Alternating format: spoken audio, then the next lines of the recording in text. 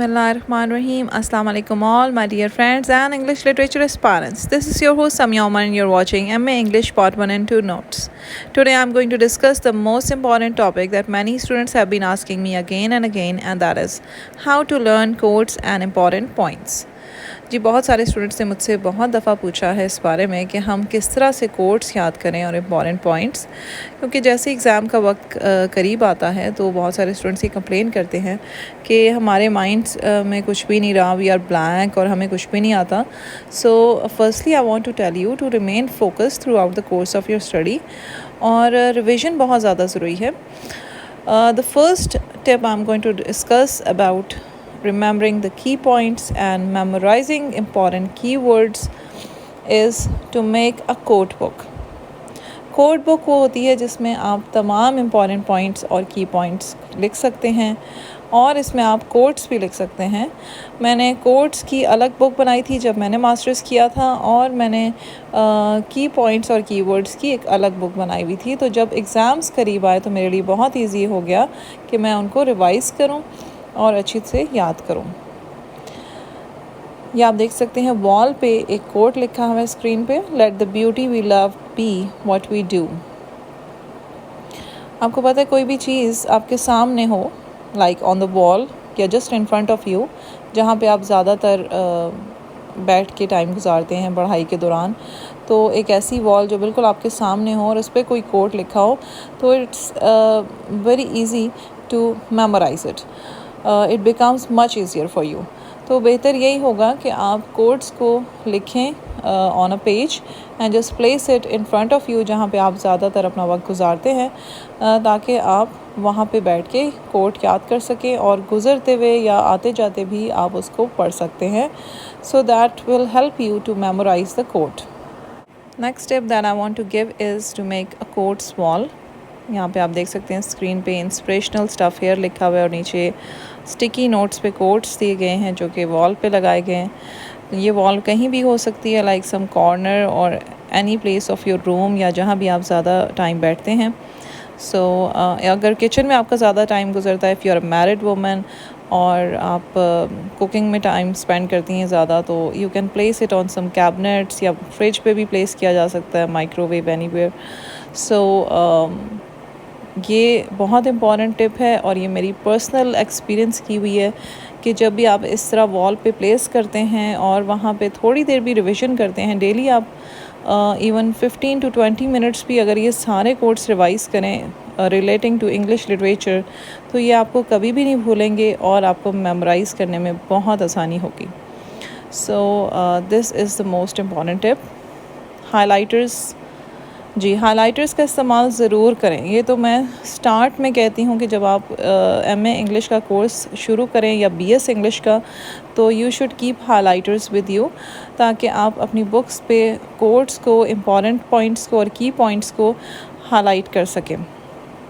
अभी आप स्क्रीन पे देख सकते हैं ये पेज, आप देख सकते हैं कि इस पे हाईलाइट किस तरह से किया गया है. ब्राइट हाइलाइटर्स यूज़ किए जाते हैं जिसमें येलो आ जाता है, ऑरेंज आ जाता है, एंड पिंक. इससे भी आपकी ये है कि मेमोरी शार्प होती है, आपको याद रहता है कि जो मैंने हाईलाइट किए हैं वो कोड्स हैं, या एक पर्टिकुलर कलर चूज़ किया जा सकता है और आपको याद रहे कि उस पर्टिकुलर कलर का जो भी मैंने हाईलाइट किया हुआ है वो कोड्स हैं, या इम्पॉर्टेंट की पॉइंट्स हैं, या क्रिटिक कोड्स हैं.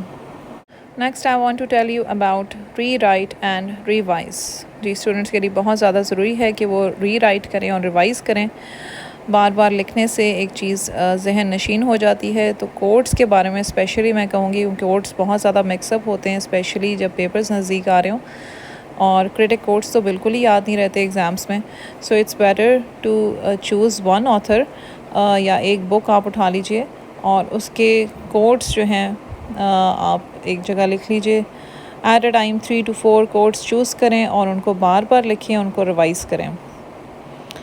स्क्रीन पे आप देख सकते हैं, I am giving you an example of the quote. बहुत सारे स्टूडेंट्स ये भी पूछते हैं कि जी बहुत बड़ा कोट है तो याद नहीं होता, तो हम क्या करें, आगे डॉट्स लगा सकते हैं, उसको छोड़ सकते हैं.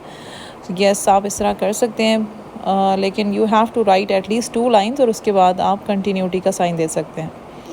ऑल्सो मैं आपको ये सजेस्ट करूँगी कि आप छोटे कोट्स चूज़ करें।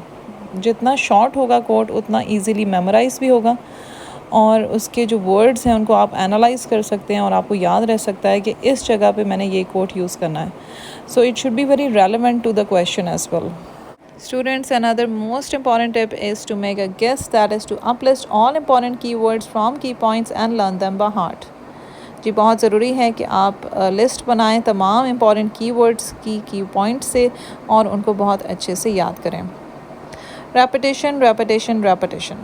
Don't expect to be able to remember all your codes if only you look at them the day before the exam. Memory doesn't work like that, and in high stress situations, your memory can be less reliable. The key to avoiding a memory fail in your exam is to practice retrieving codes over and over. Regularly practice both reading and writing out your codes. Set a timer and see how many you can remember and write them down.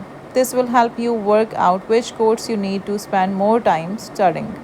This will be much more effective if done by hand, not on a computer, as handwriting locks items into your working memory better than typing. जी बहुत ज़रूरी है, जैसे कि मैं आपको पहले भी mention कर चुकी हूँ, कि लिख के याद करें। अगर आपके पास टाइम नहीं है तो शॉर्ट कोट्स सेलेक्ट करें जिनको आप इजीली लिखें और उनको याद करें। So it's better to repeat again and again, revise करें बार बार, इसी से आपको कोड बहुत अच्छे से याद हो जाएगा। Dear students, I hope you have understood how to learn codes, important key points and keywords, and how to make a guess of these keywords in your exam.